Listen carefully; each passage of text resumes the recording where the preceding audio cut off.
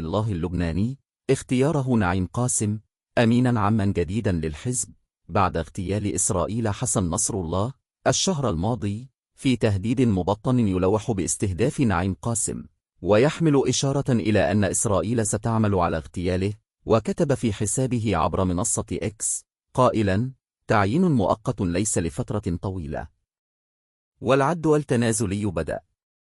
كما رد وزير الخارجية الإسرائيلي إسرائيل كاتس على تعهد الأمين العام الجديد لحزب الله اللبناني نعيم قاسم بأنه سيحذو حذو سلفه حسن نصر الله. وقال كاتس في تدوينة على صفحته بمنصة إكس: الأمين العام الجديد لحزب الله نعيم قاسم يتعهد بأنه سيحذو حذو حسن نصر الله، ونحن سنضمن إن هذا سيحصل عما قريب.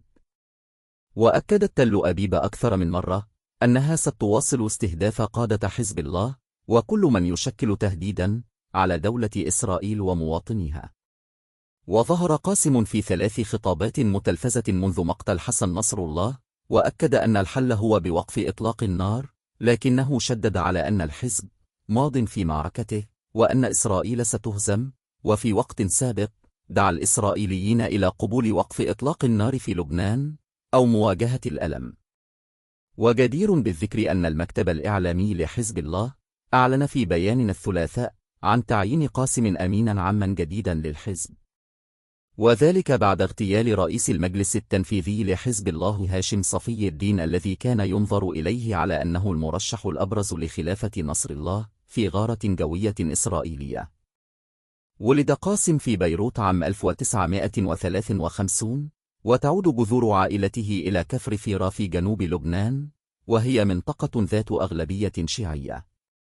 حصل على شهادة البكالوريوس في الكيمياء باللغة الفرنسية من الجامعة اللبنانية عام 1971، كما حصل على شهادة الماجستير في الكيمياء عام 1977. في العام 1982 تأسس حزب الله، وكان قاسم من أهم الناشطين في تأسيسه. شغل 3 دورات كعضو في مجلس شورى حزب الله، ثم نائبا لرئيس المجلس التنفيذي، ثم رئيسا للمجلس التنفيذي.